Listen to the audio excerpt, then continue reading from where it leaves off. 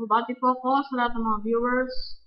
Ito po ay ang bagong magandang balita Biblia, hardcover, printed edition. Ito po ay ang siya rin po ang aking in-introduce sa inyo noong aking unang video.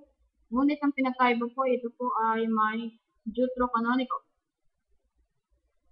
Ngunit ang Deuterocanonical po nito ay naka-intersperse o nakasama po doon sa mga aklat na kanilang dinudugtungan.